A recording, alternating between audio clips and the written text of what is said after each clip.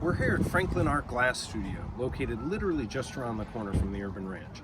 It's a family-owned company that was started in 1924 and has been here in this facility since 1968 in German Village. We're going to go inside and talk to Mike about the restoration of the original stained glass windows on the front of the UrbanRanch. Here at Franklin Art Glass Studio with Mike Wampin, and we're getting ready to kind of go through the process of restoring the original stained glass windows on the front of our house. Mike's just going to walk us through that process. Well, in the original panels, we needed to repeat or copy the same design, and by doing that, we made a rubbing of the lead lines of the original piece by laying this over the top like this and doing a rubbing, and then the design comes up like this. Then the next step was to get the actual template of the new panel. Because our new windows are just slightly, roughly the same size, but slightly different with a straighter edge. It has a straight edge to here and then the radius above. So we made a new template, and from the new template then we made a new drawing. Now we might have to go in the other room to see the new drawing. But before we go, the glass that's used for this is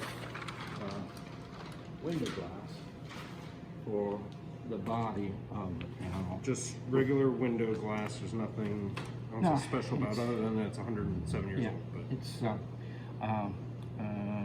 commercial window glass, but it has these nice accent colors in the original piece, in the sunburst here, and these little accent spots across the top. And then a little bit of color with some of the green and some pink in the base of the sunburst. And with that, then we've selected some glass that resembles the same color, a little bit smoother pattern, and a real translucent green to stimulate the original panel. And that's why you have these taped, because this glass is a little bit more transparent, and each one of these is unique. And we selected this portion that appears to be a little bit more transparent, similar to what we had originally. So now we'll go into the drafting room and look at the new drawing and some of the patterns. Cool. This is the new drawing, and it has the curve of the new panel and the same radius as the original, the same number of pieces in the base, and we've made paper patterns. We make a copy of this with carbon paper and number each piece so they can, like a puzzle, go back in place as the window is put together. The patterns are cut with a special kind of scissors that are called pattern scissors. These are pattern scissors, and the thing that's unique about them is they cut twice so that it leaves just enough room to accommodate the heart or the core of the lead. And so each piece has to be cut that accurately. Just a second, I'll show you something else. I see.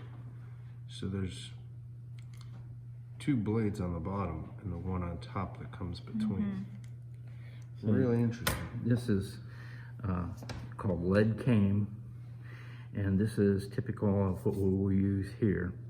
And that center bar is called the heart or the core, and it just gives you just enough room so that glass can fit in on either side. But it's really critical that everything be cut real accurately, because if one piece is larger, it pushes the next piece out of place, and it continues to get worse.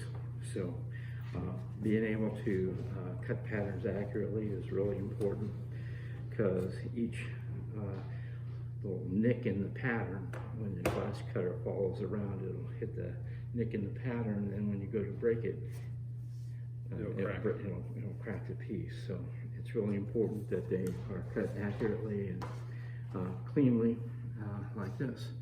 But so after all the patterns are made, then it'll go out into the shop, and glass cutter will get this particular job and go get the glass that'll be used for this. Now, we've marked glass for the accent colors, the green and the pink, and we've already chosen that.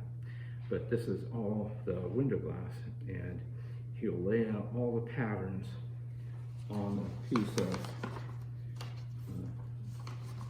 of sheet glass, and to be able to get the best use of the glass, he'll probably lay it out like this, and then block it out. That is, to leave some salvage around the edge. So if by making this cut it is off a little bit, he can move it over and try again. So you don't have to throw the whole piece away. Sure. But after all the glass is blocked out and cut to the size of the pattern, it'll be trayed up, and then it'll go to the glazer. Now, right now, our shop is working with fewer people than we've had in the past, and often the fellow that cuts the glass will also put it together. And so he'll start on the bench by the lead cane that will be at the perimeter. So he'll cut the drawing right on the edge like this, and cut a piece of lead cane that will be the length of the base, and then he'll start a piece up like this, and he'll put nails to support the outside lead and the curvature of the piece. Then he'll start probably in these pieces here and build out around the whole panel till finish it up here. And then after everything's put together and comes out to size, then he'll carefully solder it off just at the joints. And after it's all soldered off, then he'll turn it over, moving the panel out to the middle of the bench, and then pivot it like this, and probably set it down on the floor, or have somebody else hold the other side and turn it around, put it back on the bench like this, and lay it back up, slide it up, and solder off the back side, and then it'll go to the back room to be sealed or waterproofed, when we call it cementing here. And that's where you'll fill in the gaps in between the solder points? Not fill in, it is to force the compound between the glass and the channel to fill this. That way it will set up and become waterproof. Gotcha. And it's the same way they've been doing it for since the time of the cathedral builders. Wow. And so it's a technique that works well, as you know. Yeah, yeah. So well, this isn't the first project we've had you guys help us with, and really appreciate it. And obviously you can tell there's a lot of labor that goes into this. I mean, just for this one piece of, this one window, there's 98 individual pieces of glass that'll go into this. So looking forward to as the process kind of evolves. And we're also looking forward to preserving the original two glass panels, have those re-leaded on the outside, and then frame those up, and then we'll hang those in the Urban Ranch as well. So as we say all the time, more to come. Hope you're enjoying Urban Ranch version 2.0. So you can see here how the crew from Franklin Arts Glass installs the new windows in rather quick fashion. You can notice that the new windows are mounted inside the new glass window. This will ensure that the stained glass window will be protected from the elements and continue to look this good for many years to come. I must say that I really love the aesthetic with that stained glass surrounded by the solid black walnut window and window jamb. It's exactly how Crystal and I had hoped it was going to turn out.